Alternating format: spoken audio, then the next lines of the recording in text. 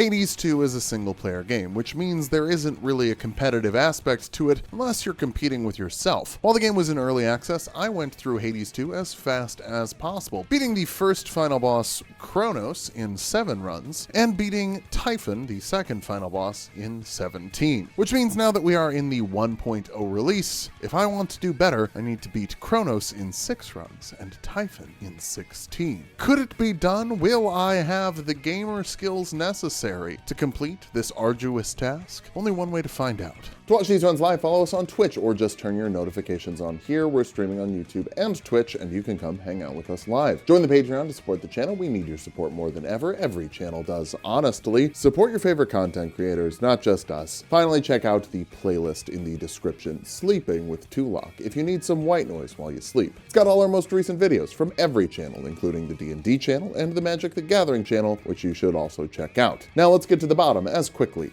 as possible, the fastest way possible. Oh, I love trash. Haha, no, we would never use AI here. It's not just wrong, it's M-M-. Every first run starts with Apollo, and every time I've grabbed the attack boon. Today I'm mixing it up. We can't expect to go faster if we make the same decisions. So I take the dash, which literally makes us run faster, and puts daze on enemies. Hopefully that makes them miss. I'm thinking that holding out for Demeter's attack boon will be better, and hey, wrong! Demeter's attack freezes, and that for sure has value, but it doesn't have as much value as just hitting 30% harder. I've said it before, I'll say it again. Offense is the best defense. But I'm pretty practiced against Hecate, even more practiced at level 1 because we failed the first attempt at this. There are 7 runs I just didn't win, and now those are forever in the Tulok vaults, never to be seen again. Unless you go watch the VODs. Hey, we do have VODs too if you want to watch those. I only take them down when I get too salty and it's embarrassing. We make it out of Hecate with exactly half our health, 40 out of 80, slurping up the juice gets us 56. Does that mean Eris will be here? Yes. So we need one more drop of ash for the death defy and then die in the first room. That sucks. But you know what rocks? Today's sponsor, Raycon. That's right, gamers, this video is sponsored by Raycon. They're another year older this month, and they're celebrating by giving you 20% off their new bone conduction headphones. As you can see, I'm wearing them right now. This is some future stuff. It does not go inside your ears, instead resting comfortably on the side of your ears and conducting sound through your very bones. That means you'll still be able to hear what's going on around you while you listen to your favorite tunes or favorite podcast. I particularly love them for being waterproof. It's great for when you get out of the shower and have to go do something, don't want to put headphones in your wet ears. Like, let's say, hypothetically, your car got hit by a semi-truck and you needed to walk through downtown Minneapolis to go to the collision repair place to sign some documents. But you just got out of the shower because no one from your insurance company told you when your car would be ready. So, you got that call right after you got out of the shower and your hair's all wet and your ears are all wet and you're like, oh no, don't want to put my regular headphones in. Bone conduction, perfect for that. Heck, I've even worn them in the shower. They work great. They've also got 13 hours of battery life, so once you charge them up, you can wear them all day. Here's the kicker, Raycon is already beloved by over 3 million users, and they have a 30-day satisfaction guarantee. So click the link in the description or go to buyraycon.com/heightbc for 20% off your bone conduction headphones at checkout. Again, click that link in the description or go to buyraycon.com/heightbc for 20% off your bone conduction headphones. Now, let's get back to going fast. I fell in love with love, I proposed to love, and then love said yes, So we don't actually start with Aphrodite, we get a little Poseidon, but some water doesn't hurt getting that love started. A water-based lubricant, by the way. Someone was like, water is a bad lubricant, and yeah, water is a bad lubricant, but there are water-based lubricants. Anyway, the cast has everything frothing to take more damage, so you gotta love some froth in your lovemaking. If it ain't frothy, I don't want it. We might not have the death defy, but just getting a little more basic HP and some recovery between rooms really helps you get deeper in there. Obviously, our second boon is from Aphrodite, though. Aphrodite's grandmother, Demeter, or mother? I don't know how everyone's related, but they all are. Good for them. No, Aphrodite shows up third with probably the best basic boon for these runs, Glamour Gain. It makes all of the enemies close to you deal 30% less damage. Oh, and you recover magic, but who cares? This is fantastic early game, but gets much better when Eris blesses you with Strife to take 5% more damage every time you clear a chamber. Combine that with Demeter giving us 1 free hit, and we are going to survive. alive. Now, at least past Hecate. I mean, it's Hecate. If I ever lost to her, I'd just restart. Not even just that night, I'd restart the entire series of runs. Oh, but to clarify, if you're struggling with Hecate in your home game, you're not bad at the game. I have over 200 hours logged in early access. At the time of recording this, I have more hours in the game than the game has been officially released. Just wanted to clarify that. I'm pretty good at Hades, but I got here through practice. Hades has a god mode if you're struggling. It makes it so that every time you die, you take 2% less damage next run, stacking up and up and up. No shame in using it. They call it god mode, which sounds cool. If you want the game to get harder, turn up the heat or whatever heat is called in this game. I still haven't done any heat yet. Probably won't be a high heat runner, y'all, just being honest. In Oceanus, we fight a big jelly guy. I always just kill every one of their children first. I know I could probably leave a couple of them in the corner and it would be faster. I just don't, because jellyfish are arguably not even alive. Aphrodite's attack boon is great. Enemies close to you take like 100% more damage. Skill and the Sirens have a 30% damage boost. That's not insignificant, but it's also just the amount reduced by week. If I lose here, I basically just lost to normal Skill and the Sirens, which would be very embarrassing. You must be so embarrassed! Hey, at least it's not like the last video where I just didn't read an ability until the 15th night. And double up.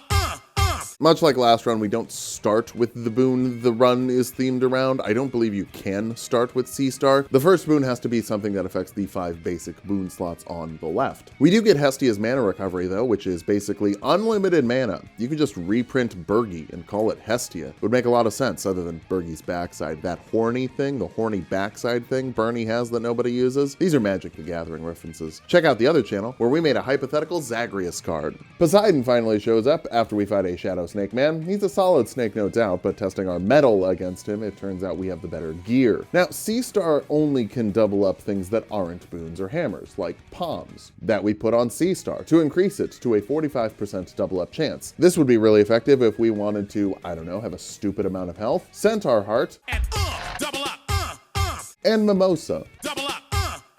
Aphrodite on the attack boon again means when we get in close and hit that Omega attack, we get some massive numbers, like 300 per hit. This is a very solid build going up against Hecate, and it's only going to get better. Into Oceanus, Eris is gone, which is great. We have a Death Defy now. I just want Psyche to upgrade the amount of Arcana slots we have, and that's what she gives in the fields. Another Palm. Double up. And I, of course, use it to upgrade the C-Star, which puts our double up odds at 55%. Visiting Narcissus, both the bones and the heart. Double up. Then in the next room, another heart. Double up. Brief little detour to Old Asphodel. I'm guessing all the Sir Mix-a-Lot drops have summoned the ass, Fidel. Demeter in the boon pool is fantastic news. Her and Aphrodite have a duo boon that raises your damage relative to your max health. Double Up's biggest blessing is going to be a giant throbbing red bar. And I guess palms you can use to level up your boons. Boons like C-Star. That could double up anything. Skill and the Sirens hit us a bunch of times, but our red bar is already up to 225. So I don't really care. Fountain restores our HP and Eris shows up in the fields. Can we double up this Psyche drop? Oh, great. Didn't happen. Makes me think we can't. I am curious if that can happen though. First Palm gets the Double up. treatment. Well, these snacks are about to double up. Or not. The hammer somehow does double up, even though it's not supposed to. Not in a second hammer kind of way, but in a second strike kind of way, thanks to the mirrored Thrasher upgrade. It makes so your spear attack hits twice, but uses 5 mana per attack, which would be a problem if we didn't recover 10 mana per hit from Hestia earlier. Not that it matters against the vampire, this guy sucks. He recovers over 1,000 HP every time he hits you now, and doesn't take stagger from hits despite not being armored. I hate him. Poseidon drops, I grab a bunch of money and healing, and a bunch of it. Double up. Now any minor events give us more resources, like these ashes. They used to give us 5, now they give us 9, except they double, so they give us 18 instead of 5. This might not be the run, but it will be instrumental in shaping the next run, just because of how much money we get for the next runs. Another Centaur Heart. Double up. And we're at 300 health. Ha ha ha, neat. Demeter doesn't want to duo with Aphrodite, she's just too old to be into Fortnite. I don't get gamer granny vibes from her. Money duplicates though. Double up. This is reminding me of when we fought Melinoe with the Blasphemous Blade and I put like 15 I've fallen and can't get up references in, and people got really annoyed and said they were never watching another video we made. Oh well, I'm annoying sometimes, and so is Cerberus, because no matter how much health we have, when he does 40 damage per hit, that just means we kind of die. It's a bummer. Still, we have so much upgrade material that the next run is going to be a massive success, guaranteed. Hot damn, hot water, hot shower. Torch is unlocked. Lucky Tooth unlocked for another Death Defy. This is looking solid. We also have Morph from Celine. I don't think she shows up in an upgradable form for a while still. Not sure why, that's kind of a bummer. I like hexes, but they kind of need to be upgraded to really have the sauce. Sheep attack's still great against the snake dude since he's got giant AoEs, and turning him into a sheep stops those. This run, of course, is called Hot Stuff because we get the epic rarity Hestia attack boon, meaning our scorch effects are going to delete enemies. Also worth noting, we turned on Origination. Origination is an Arcana card that gives you 20% damage boost when enemies are afflicted with 2 status effects. Hey Hecate, how's that health bar looking? I'm a gambler, you know?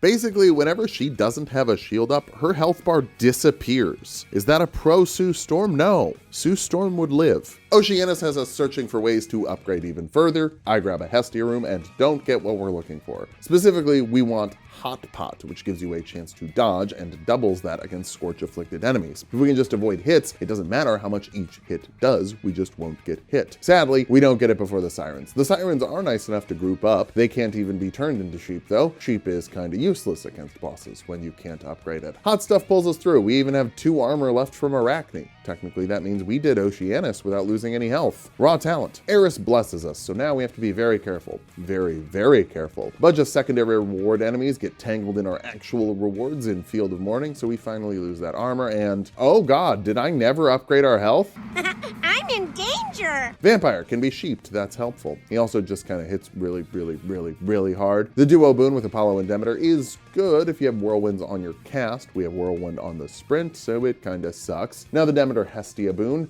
that rips. Triples the damage of Scorch buildup, then hits it all at the same time when you freeze someone. Let's show it off against Cerberus, who gets massively chunked. Except so do we. Strife adds up fast. Both of our Death Defies are gone, heading into Tartar Sauce. I feel like that's probably gonna spell doom for us, which isn't that hard. It's only 4 letters. Of course, I'm still taking every extra room. I'm not a coward. That gives us another Hestia boon that doesn't have the dodge chance. Womp womp. Triple palms let us upgrade nothing useful. Okay. At least money's just money. Money's always money, and money's always good if we get to the money. For whatever reason, I decided we should get hit with every laser in the room. Responsibility, maybe? I can afford the permanent upgrade.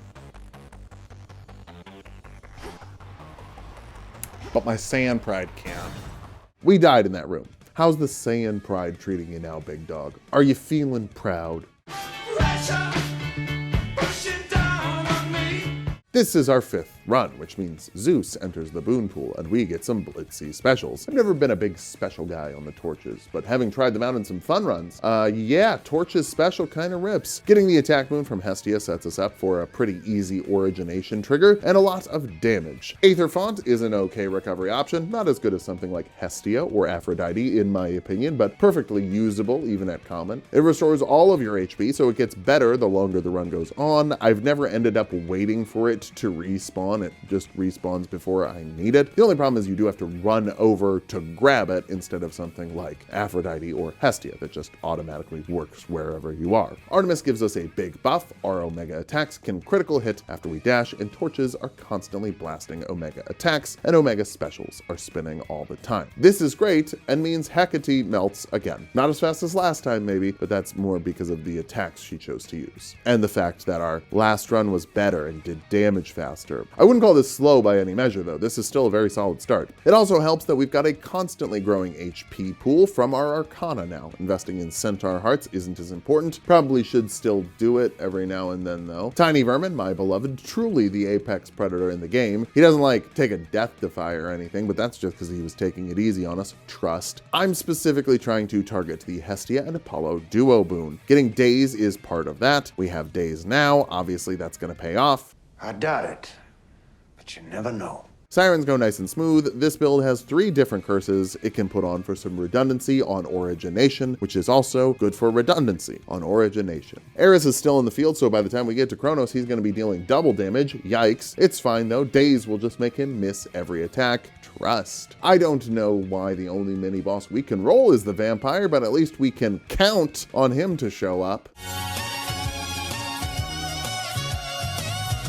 He gives us Hot Pot. Base rarity, it's a 4% dodge chance and 8% against scorched foes, or for us, basically a permanent 8%. In the next room, we get what we need, the Hestia Apollo Duo Boon. Warm Breeze heals us 10 HP every time we dodge something. Can we count on that, even with Daze and Hot Pot stacking for a 28% dodge chance? Absolutely not. I'm thinking of it as an HP buff, not as healing. It's not like you should stand still and hope for the chance so you can heal. It's just something that will make misses a little better. It's not ideal. We'd love to have Hermes here to give us more dodge chance, or even better, Aphrodite with Wispy Winds. At this point though, we do not have Hermes or the elemental abilities we would need for Aphrodite's Wispy Winds. This is the best we can do on run 5. Still good though, and the damage is solid as well. Cerberus takes a lot of damage. He does half our health bar in damage with one hit, but he takes a lot of damage too. We actually make it out without using a Death Defy. At this point, the smart move would be dashing down to Kronos, skipping all the extra rooms that only add to our strife. Do I look like a smart man? I swing in to say hi to our dad. He gives us a curse on our dash, which is great redundancy for origination and also great redundancy for origination. We aren't losing a ton of health in the chambers, except yes we are. Some rooms we can get through damageless. That's awesome. Then we'll take one hit. It does 25 damage and we only have 100 total health. Final check-in. So let's not get in our head, but he's gonna deal basically 100% more damage. First fight against Kronos, we've got status effects and dodge chance. Our armor is gone about 5 seconds into the fight. Yeah, it goes pretty fast. Made it to phase 2 though. If we can hitless phase 2, eventually he summons little dudes that heal him and we can maybe steal those. Or we'll stand on the wrong circle and it'll just kill us. Okay, wait. I was in the safe zone. I watched it back. I swear to God. Here is the exact frame before I took damage. I'm clearly in the circle. Then some particle effects happened and I must have dashed out. That's heartbreaking. Time to lock in. Or get really lucky. Just remember the 5 Ds of dodgeball. Dodge, duck, dip, dive, and dodge. Hermes shows up at the beginning of our run, and we have the elements unlocked. Remember how last time I said our dodge strategy would work better if we had elements and Hermes? I wonder what build I'm gonna go for. I grab Hestia's attack boon again. It's just really good on the torches. Apollo is also in the boon pool. Hey, that's the guy who gives us healing from dodges. We get a cast with Daze, one of the 2 required ingredients for dodge healing. Arachne, I love you, bestie, but I have generally stopped picking her up for runs. It's just not something that permanently helps since the armor goes away. Unless, you know, you don't get hit ever, in which case it's still not helpful, because you didn't get hit. Artemis doesn't give us a crit thing. Artemis gives us follow-up shots, which are really good too. And then, fuck yes. Literally starting with Wispy Winds. Wispy Winds is a 2% dodge chance for every wind element we have. Sure, we only have 2 of those right now, but it gives us a target for the rest of the run. Origination continues to be very funny against Hecate. We avoid the sheep ball. I'm goated, so I can't be sheep. And we won. She will die before this move is done resolving. God, I'm good. I'm really good. Or lucky. Maybe just lucky. Hermes has potential dodge chances, but he also has wind, so we grab Mean Streak. It's also a damage buff. All of Zeus's boons are wind, half of Apollo's are wind, except... Oh my God. Oh my God. Becky, look at her butt. Double up. We have everything we need. Now we just gotta frost the cake with as much wind dodge chance as we can. Zeus gives us a boon to strike foes with lightning whenever we spend magic. Using the torches, that's every 2-3 seconds. Then Apollo gives us another method of self-healing. We just need one more piece of fire element, but Hestia is in the boon pool. That's kind of inevitable. Skill and the Sirens don't deal any damage to us. We still have our armor from Arachne and a decent amount of health and dodge chance and healing on dodges. I will never die.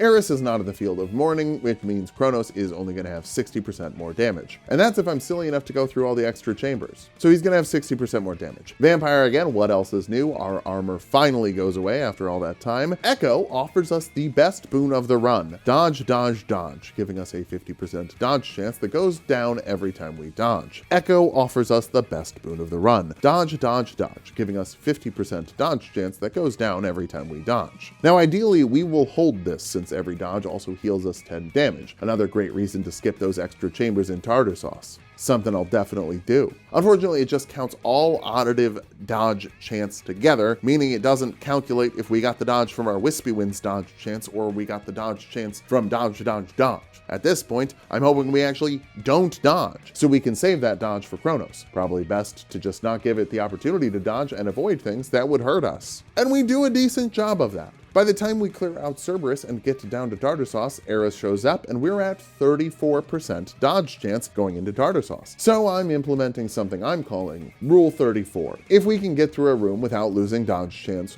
I'm allowed to go to a special room and turn up Eris's damage. Google Eris Hades 2 Rule 34 on your work computer to find my specific blog post about this strategy. You might say, hey Phil, I'm checking your footage. You lost dodge chance. Well, fuck it, who cares?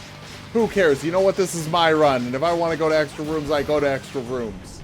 a true champion doesn't phone it in when they're up by 30 points. They always play like they're 30 points behind. We have enough money to buy up the bar and head into Kronos. It's time to cook. A little extra armor is great since we have self-healing as well, meaning that after we take damage, we will heal up. But the armor took the damage for us, so it's just going to heal our actual factual HP. Now it's just a game of playing as carefully as possible to maintain those extra dodges, because Kronos still hits like a fucking truck.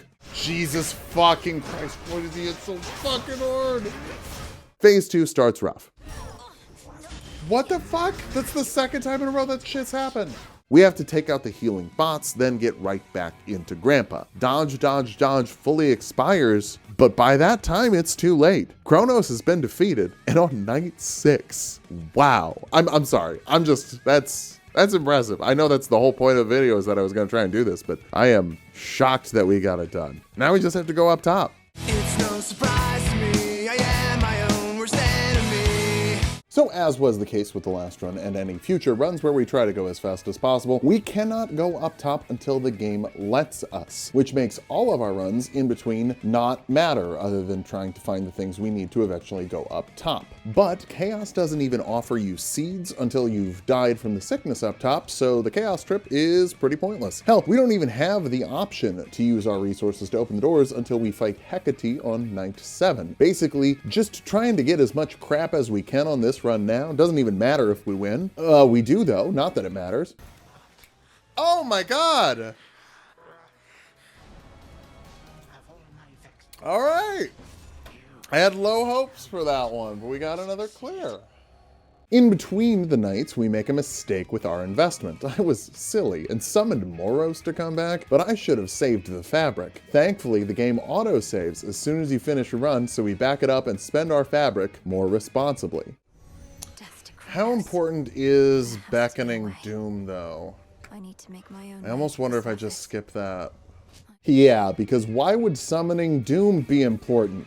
Ironically, we just sealed our doom by not summoning him. I get some shadow baking in the cauldron. We have to let that cook for a night, so night 8 we run out to do it again while we just wait for permission to go topside. Nothing of note much happens other than giving Poseidon some juice, which will help us more on night 9. We did lose this run. Now we can go upstairs to start grabbing moss we'll eventually need to make it so we can walk upstairs without dying. That's night 9, and we finally use the cauldron to summon Doom, which is pretty important, Stream Phil, since he's the guy who gives you the incantation to go up top without dying. But he has to be alive and around for that to happen, which means after we go up top on night 9 and die, we just summoned him for the summoning and not for him telling us how to not die for the not dying. Not that I knew that at the time. So on night 10, we unlock the keepsakes, but no breakout. Hey, wait a second. Shouldn't I have a thing that says, hey, now you can break out? Where's the shit that's getting me not poisoned? At least this run we used the Poseidon Talisman to get him into the boon pool, which would be the most optimal play from the beginning, since he offers double up and better basic rewards to upgrade us between runs. The run doesn't matter, but I don't think we got it. I think we're losing in phase 2.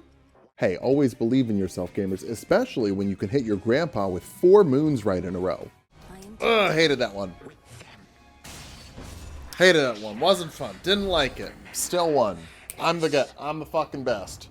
Night 11, do we think we'll learn what we need to go up top? No, we do not learn that at all actually. So it's just another pointless run to the bottom where we cannot get anything we need to head to the top. All of these extra runs are a pretty big problem when the top side is in fact much harder than the bottom side, and we will have fewer and fewer opportunities to make it if we want to beat our record from last time. So this run doesn't matter at all, but by the end, it is kind of funny. Hey Corey, zoom in on this little guy. We've upgraded Hephaestus's attack boon at the heroic rarity to +6, then paired it with the duo boon between Hephaestus and Poseidon, so blasts recharge every second. It makes the fight sound like a xylophone solo. There are just so many dings. High rarity Hephaestus is the bestest, and one of the few boons that will actually get me going for a palm when I have the option for something else. Night 12, we finally give up and go up top to grab more moss. At least we'll have moss when we unlock the poison cure, right? Well, Moros shows up and we can unravel that fateful bond, which means night 13, when we head out, Chaos is primed to give us seeds. That's the only thing that matters from this run, but of course, let's also finish it off to get as much stuff as possible, since we are apparently going to have 2 attempts to clear topside. Make it to Kronos with a bunch of Zeus power, and oh, just so much primed magic, like 110 primed magic, jeepers. On a torch run too, so, you know, we could have used that magic. Apparently we didn't need to though, because Zeus just brings the lightning, and we have enough gamer girl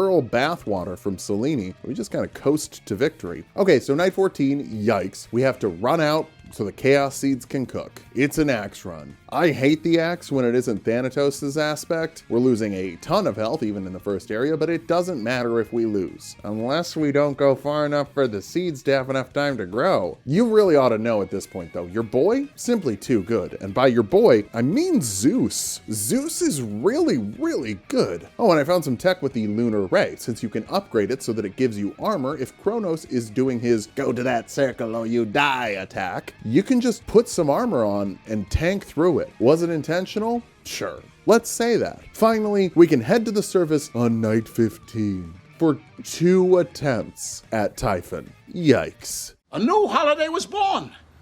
A Festivus for the rest of us.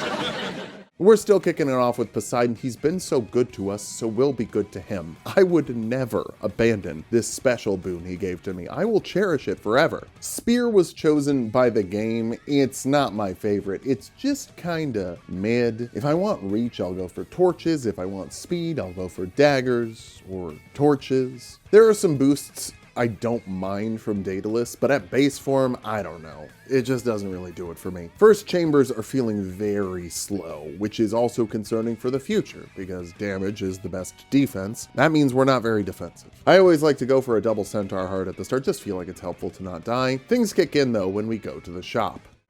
I mean,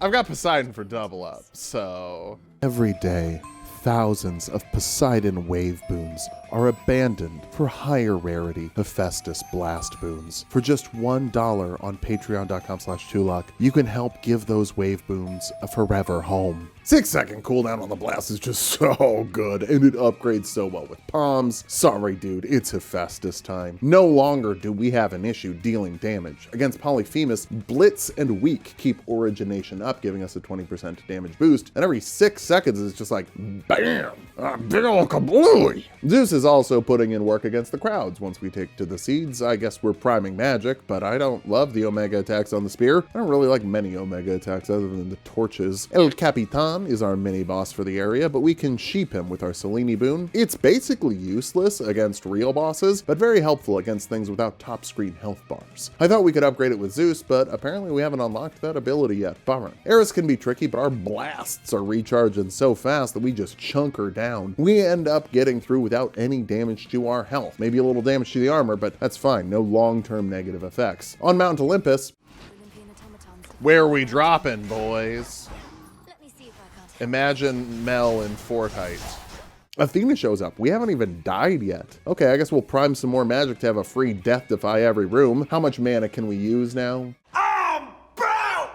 I'm a dead man! Or I guess I'm always the alive man? Yeah, health is looking a little low heading into Prometheus, but Remember, we have a free Death Defy. We use it very fast. Yeah, I don't know about this guy. I'm just bad at avoiding damage in this fight. 2 Death Defies end up going bye-bye, but who cares? One comes back every round thanks to Athena. And I don't know if you noticed, we have a little bit of money in our back pocket. Pretty much anytime I'm down a Death Defy, there's one at the final shop. I'm sure it will be there. Spawn time, I start playing it carefully, but then realized, wait, we're below the health we would get back from the Moros pin. Hold on, I actually wanted a Death Defy here. It's on Moros. When I kill him. There we go.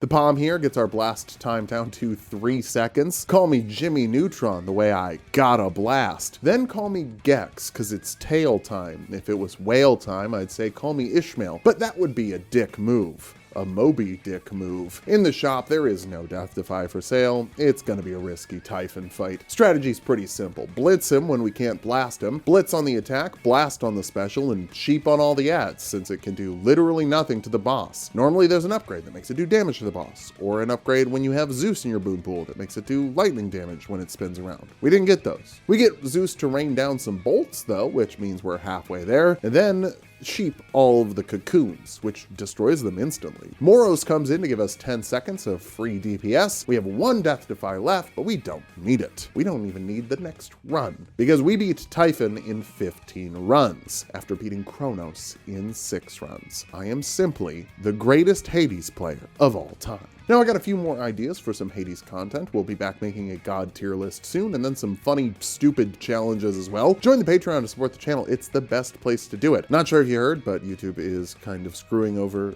creators by making it so that viewers who have ad block on do not count for views, and that drastically hurts every channel. So yeah, if you got a few bucks, join our Patreon, join the Patreons of the other creators you support. We are all going through it right now. Check out Tulok the Cardbarian for some Magic the Gathering. We have a Hades video up over there as well, and Tulok the Barbarian for your favorite D&D content.